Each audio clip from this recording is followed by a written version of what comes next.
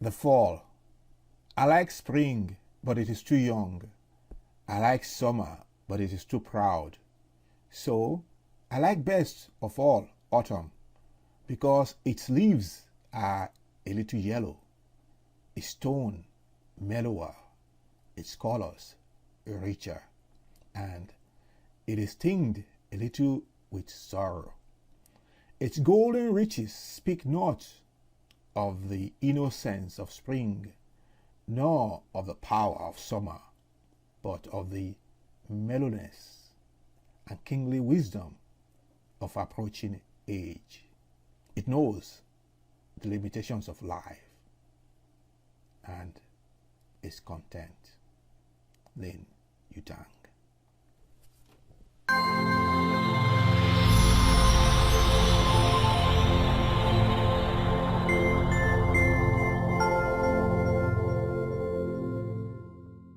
Welcome to StirUpYourPurpose channel. I believe all is well with you.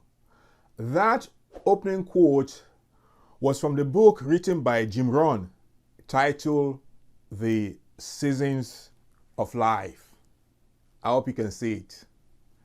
I love the wisdom and insights of Jim Rohn.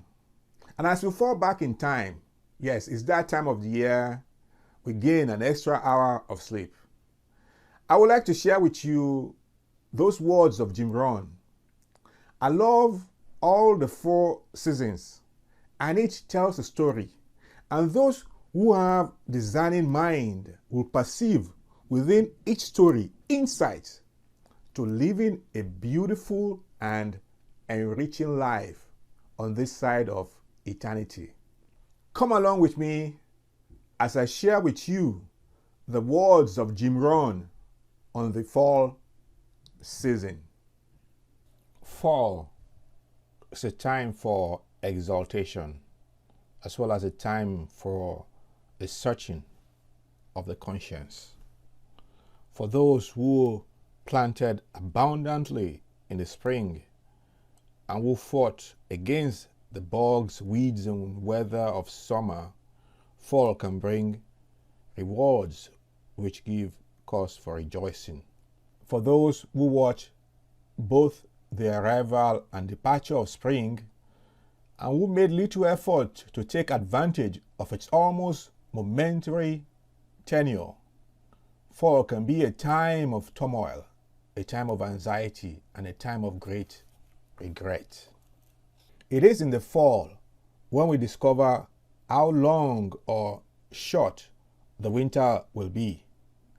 The fall tells us if we have really done that which is required, or if we have fooled ourselves through the temporary anesthetic of conversation and pretense, of telling ourselves we've walked when we haven't.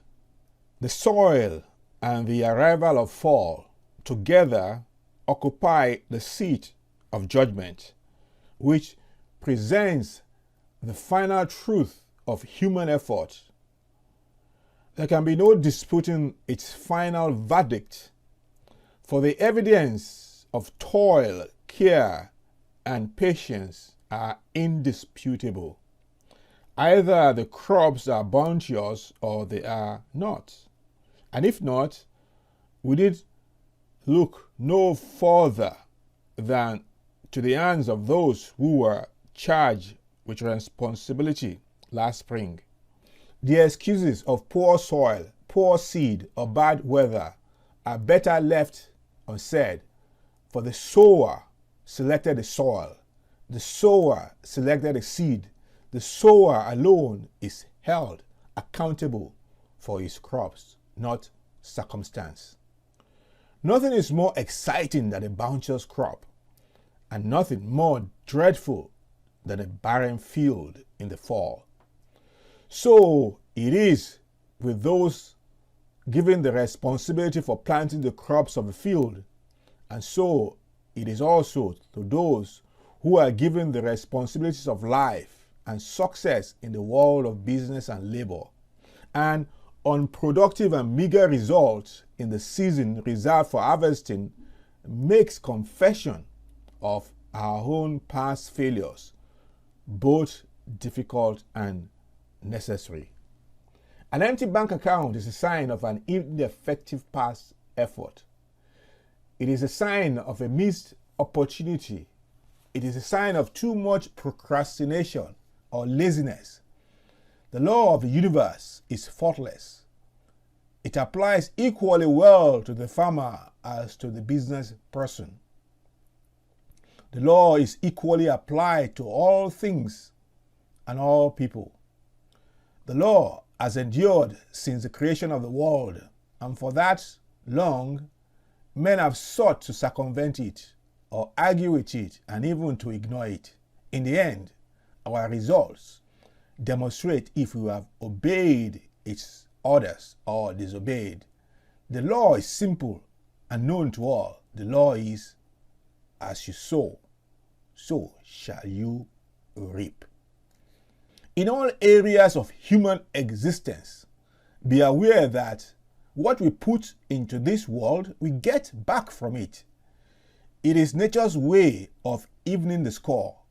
Both thoughts and actions determine the results, the lifestyle, and the human attitude. Lies sooner or later attract lies in return. Finding an easier way at the expense of quality will take its inevitable toll in decreased profits and sleepless nights.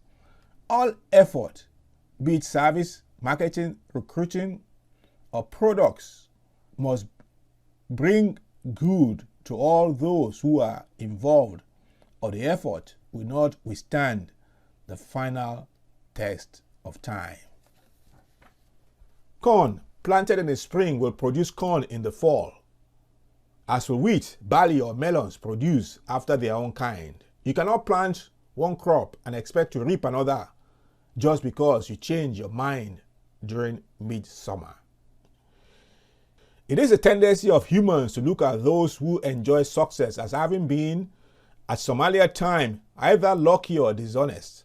Surely, the man driving the luxury car toward his expensive home on the hill could not deserve it through hard work and sacrifice.